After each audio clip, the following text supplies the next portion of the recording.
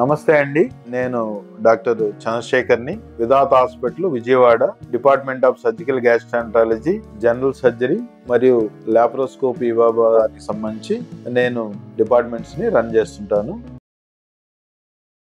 ఈరోజు ముఖ్యంగా మనం తెలుసుకోబోయేది రెగ్యులర్గా మన ప్రాక్టీస్లో చూసే 24 గంటలు కడుపు నొప్పి, అంటే అపెండిసైటిస్ అంటాం. అసలు అపెండిక్స్ అంటే ఏంది, అపెండిసైటిస్ ఎందుకు వస్తుంది, అపెండిసైటిస్ ని ఎలా డయాగ్నోజ్ చేయాలి, అపెండిసైటిస్ ని కనుక్కోకపోతే లేకపోతే ట్రీట్మెంట్ ఇవ్వకపోతే ఏమవుతుంది, అపెండిసైటిస్ ని ట్రీట్మెంట్ మెడికల్ గా ఉందా సర్జికల్ గా ఉందా, ఒకవేళ సర్జికల్ గా అపెండిక్స్ ని రిమూవ్ చేస్తే ఏ ప్రాబ్లమ్స్ బాడీలో ఫేస్ చేయాల్సి వస్తుంది. ఇవి చాలా కామన్ ప్రాబ్లం.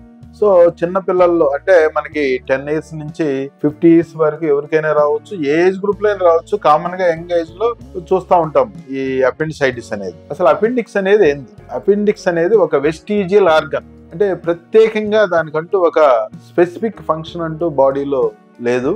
ఇది పెద్ద పేగు స్టార్టింగ్ భాగంలో సీకం అనే దానికి అటాచ్ అయి ఉంటుంది. ఒక ట్యూబ్ లాగా, అంటే ఒక ఫింగర్ లాగా ఉంటుంది చెప్పాలంటే.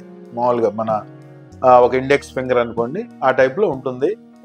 2 to 4, 6 mm వరకు మనకి నార్మల్ సైజ్ ఉంటుంది. అపెండిసైటిస్ అంటే ఏంటి? సో అపెండిసైటిస్ అంటే ఈ అపెండిక్స్ అనే అవయవానికి ఇన్ఫెక్షన్, వాపు రావడాన్ని మనం అపెండిసైటిస్ అంటాము. అది ఎందుకు వస్తుంది అనేది మనకి చాలా మందికి డౌట్ ఉంటుంది. అది మామూలు ఇన్ఫెక్షన్ వల్ల అపెండిసైటిస్, అంటే అన్ని అవయవాలు ఇన్ఫెక్షన్ వచ్చినట్టే అపెండిక్స్ కూడా ఇన్ఫెక్షన్ రావచ్చు. అది వైరస్ కావచ్చు, బ్యాక్టీరియా కావచ్చు, ఫంగస్ కావచ్చు, ట్యూబర్క్యులోసిస్ కావచ్చు, ఏదైనా కావచ్చు. సో డైరెక్ట్ గా మనకి ఇన్ఫెక్షన్స్ రావచ్చు. బట్ మనం చూసే ప్రాక్టీస్ లో ఎక్కువ భాగం లూమెన్ స్టార్టింగ్ భాగం బ్లాక్ అయిపోయేసి ఆ ఉబ్బిపోయి, ఏదైనా ఒక అవయవం లివింగ్ ఆర్గన్ దానికి సంబంధించిన ట్యూబ్ బ్లాక్ అయిపోతే అది ఉబ్బిపోయేసి దాంట్లో ఉండే సిక్రీషన్స్ అన్ని నిలబడిపోయి అది ట్యూబ్ పట్టే అవకాశం ఉంటుంది. అది గాల్ బ్లాడర్ అయినా, అపెండిక్స్ అయినా, ఈ ఇంటెస్టైన్ అయినా, ఏ అవయవం అయినా సరే. సో అట్లా అబ్స్ట్రక్షన్ వల్ల ఆ లూమెన్ బ్లాక్ అయిపోయింది అన్నమాట. ఆ లూమెన్ బ్లాకేజ్ అనేది ఏదైనా కారణం కావచ్చు. మనకు రెగ్యులర్ గా ఫీకల్ మ్యాటర్, ఫీకోలిత్స్ అంటాము, లేదంటే రేర్ గా వర్మ్ ఇన్ఫెస్టేషన్, పురుగులు, కడుపులో ఉండే పురుగులు ఆ లూమిన్ బ్లాక్ చేయొచ్చు. ఒక్కోసారి ట్యూమర్స్ బ్లాక్ చేయొచ్చు. ఒక్కోసారి అక్కడ లోకల్ గా ఉండే ఇన్ఫెక్షన్ వల్ల మనకి ఇలియోసికల్ ట్యూబర్క్యులోసిస్ అని ఇటువంటి ఏదన్నా వేరే ఇన్ఫెక్షన్స్ వచ్చినప్పుడు కూడా లూమిన్ బ్లాక్ అయ్యి మనకి అపెండిక్స్ అనేది ఇన్ఫెక్షన్ రావడము జరుగుతుంది. సో ఇన్ఫెక్షన్ వచ్చిందని మనకి ఎలా తెలుస్తుంది? ఏ బాధలు ఉంటాయి పేషెంట్ లో, ఏ కంప్లైంట్ తో మనకు వస్తాడు? యూజువల్ గా ఏంటంటే అపెండిసైటిస్ లో కడుపు నొప్పితో మనకి పేషెంట్ వస్తారు. క్లాసికల్ గా చెప్తాడు, నాకు మొదట బొడ్డు దగ్గర వచ్చింది, తర్వాత కుడి పక్క కింద భాగంలో ఉంది, ఇప్పుడు నిన్న స్టార్ట్ అయింది మాత్రం బొడ్డు దగ్గర ఉందని చెప్తాడు. ఇది క్యారెక్టరిస్టిక్ ఫీచర్ ఆఫ్ అపెండిసైటిస్.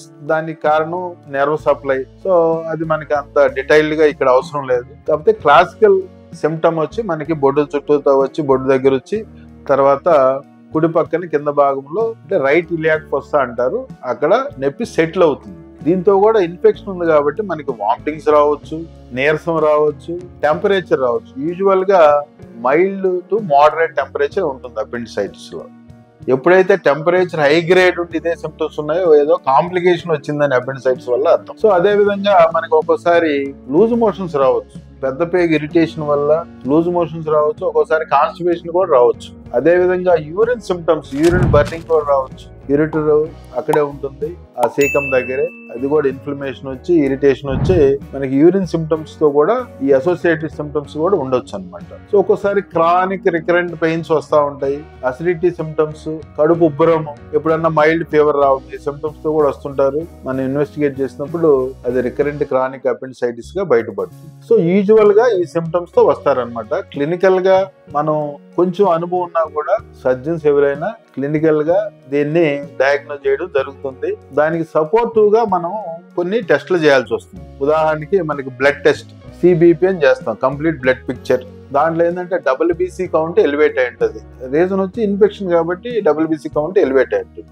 అదే విధంగా మనకి అల్ట్రాసౌండ్ అబ్డామిన్ లో ఆల్మోస్ట్ 70 to 91% వరకు అల్ట్రాసోనోగ్రామ్ అబ్డామిన్ లో దీన్ని డయాగ్నోజ్ చేయొచ్చు. అంటే అది అపెండిక్స్ వాష్ ఉంటుంది, పస్ ఉంటుంది, చుట్టుపక్కల ఇన్ఫ్లమేషన్ ఉంటుంది, దాన్ని బట్టి డయాగ్నోజ్ చేస్తారు. కానీ అల్ట్రాసౌండ్ అబ్డామిన్ అనేది టోటల్ గా ఇది రేడియాలజిస్ట్ ని బట్టి ఆధారపడి ఉంటుంది, వాళ్ళ ఎక్స్పీరియన్స్ ని బట్టి ఆధారపడి ఉంటుంది. ఒక్కోసారి మనకి డయాగ్నోసిస్ మిస్ అయ్యే అవకాశం ఉంటుంది. సో అటువంటిప్పుడు మనం ఏం చేస్తాం, మన క్లినికల్ సస్పిషన్ అంటే మనం చూసినప్పుడు మనకి ఎక్కువ అపెండిసైటిస్ అనిపించినప్పుడు అల్ట్రాసౌండ్ నార్మల్గా ఉన్నా కానీ మనం ఒక్కోసారి సిటీ స్కాన్ చేయాల్సి వస్తుంది. సో సిటీ స్కాన్లో sensitivity and specificity almost all 99% 100% diagnose చేసే అవకాశం ఉంది. ఇక్కడ మనం యాజ్ అ సర్జన్గా కూడా మనం సిటీ స్కాన్ చూసుకొని కన్ఫర్మ్ చేసుకోవచ్చు రేడియాలజిస్ట్ మీద ఆధారపడకుండా. సో అడ్వాంటేజ్ సిటీ స్కాన్లో ఉంటుంది. అండ్ దిస్ ఇస్ మోర్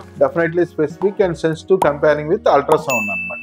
అందువల్ల మనకు అవసరమైతే సిటీ స్కాన్ చేస్తాం. ఇప్పుడు డయాగ్నోసిస్ మనకి డౌట్ ఉన్నప్పుడు, డైలమా ఉన్నప్పుడు.